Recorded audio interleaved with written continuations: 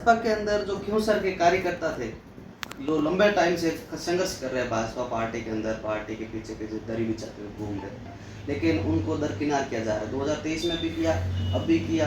क्या कारण रहा होगा कि रेवंत राम डांगा को ही टिकट मिला है? नमस्कार साथियों, आज हमारे साथ क्योंसर उपचुनाव की चर्चा करने के लिए हमारे साथ है प्रसन्न चंद जी मेहता, भाजपा के वरिष्ठ नेता है और पूर्व प्रदेश उपाध्यक्ष है। उनसे हम क्योंसर उपचुनाव को लेकर कई बातें हैं वो करेंगे और आपको बताएंगे। नमस्कार। नमस्ते। प्रसन्न चंद जी, पिछली बार 2023 के अंदर जो रेवंत राम जी थे आरएलपी के अंदर थे, उसके बाद जो भाजपा के अंदर है, आते ही भाजपा ने उनको टिकट दे दिया था और अब उपचुनाव होने हैं।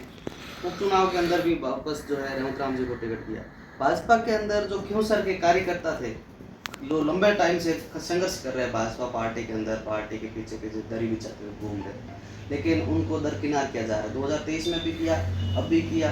क्या कारण रहा होगा कि रेवंत राम डांगा को ही टिकट मिला है?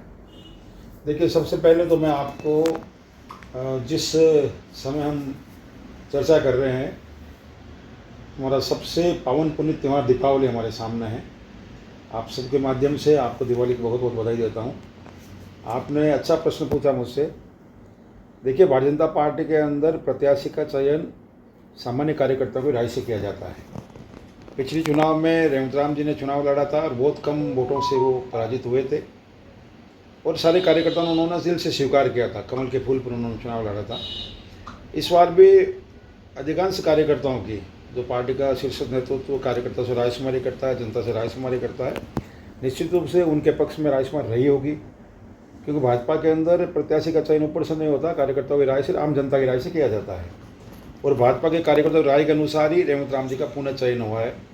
लंबे कालखंड के बाद में कार्यकर्ताओं के मन के अनुरूप और एक सामान्य कार्यकर्ता के रूप में उनका चयन हुआ था। पिछली बार आपने देखा होगा चुनाव के परिणामों में सामने मजबूत प्रत्याशी जो कहा जाता है, उनके बावजूद उन्होंने बहुत कम अंतर से एक बार तो विजयी के लगभग पहुंच गए थे, लेकिन आखिर तो मतों से चुनाव जीते जाते हारे जाते हैं। वो 2000 के आसपास मतों से चुनाव हारे थे। इस बार उनके चयन के बाद में कार्यकर्ताओं के अंदर और क्योंसर के आम गांव, ढाणी और नगरीय इलाकों में ये आम चर्चा कि इस बार भाजपा के प्रत्याशी को पराजित करना किसी के लिए संभव हो ही नहीं सकता।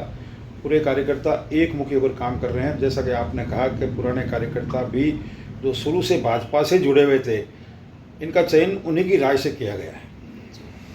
सवई सिंह जी हैं, जो उनकी वाइफ रतन चौधरी को कांग्रेस ने टिकट दिया। सवई सिंह जी भी जो टिकट से जस्ट पहले तक तो भाजपा के अंदर थे, उसको टिकट देने के बाद वो वहाँ चले गए।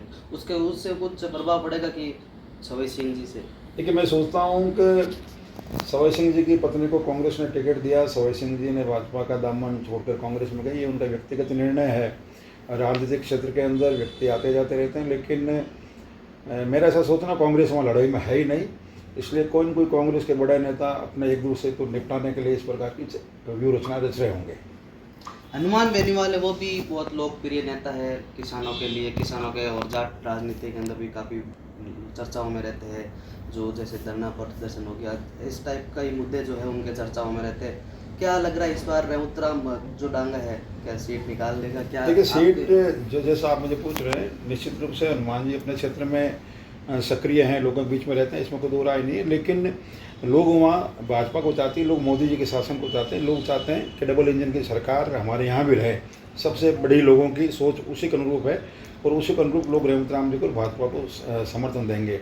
जहाँ तक जिस प्रत्याशी के बारे में कहा आपने, लगातार एक प्रत्याशी के रूप में जनता हमेशा किसी को देख देख उब भी जाती है और उन्होंने अपने पार्टी से नए नेतृत्व तैयार नहीं किया, उनका टिकट भी अपने परिवार के अंदर ही घूमता रहता है। ये भी एक हमारे प्रत्याशी के लिए बहुत बड़ी बात होगी।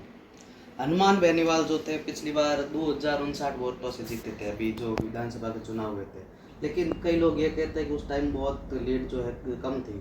इस बार और भी ज़्यादा तैयारी से आएंगे और पिछली बार तो ये भी कहा कि क्षेत्र के अंदर प्रचार के लिए भी नहीं आ पाए थे, क्योंकि पूरे राजस्थान में आरएलपी ने जो काफ़ी जो कैंडिडेट उतारे थे, इसलिए तो इस बार बोल रहे हैं कि काफ़ी जो तैयारी है वो हर गांव ढाणी से मिलकर, किसानों से मिलकर, बेनीवाल जो खुद है और उसके अलावा और भी जो आरएलपी के कार्यकर्ता है, गांव गांव ढाणी जाके करते हैं, तो उनसे कुछ प्रभाव पड़ेगा या फिर? देखिए, जो भी प्रत्याशी जिस पार्टी से भी चुनाव लड़ता है, उसका धर्म और दायित्व बनता है कि वो अपने लोगों के बीच में जाए, अपनी पार्टी की रीति नीति के बारे में बताए, जीत के लिए प्रयास करे। लेकिन मैंने आपको ये कहा कि वहाँ के लोग डबल इंजन की सरकार को लाने के लिए कटिबद्ध है और उनको एक पिछले चुनाव के रिजल्ट के बाद उनको आशा मिली है कि पिछला चुनाव इतने मजबूत प्रत्याशी के बावजूद भी वो 2000 के वोटों से हम लोग हार मान, इस बार अच्छे मतों से हमारा प्रत्याशी जीतेगा। और रही गाँव गाँव, हमने तो अपनी तैयारी बहुत पहले से शुरू कर दी थी। आप कह रहे वो तैयारी ज़्यादा जाएंगे, हमने अपनी तैयारी प्रारंभ कर दी और हमारे प्रत्येक छोटे बूथ स्तर से कार्यकर्ता से लेकर ऊपर तक के सारे कार्यकर्ता नेता लगातार क्षेत्र के अंदर भाजपा के प्रत्याशी को कमल के निशान को विजयी करने के लिए कटिबद्ध है।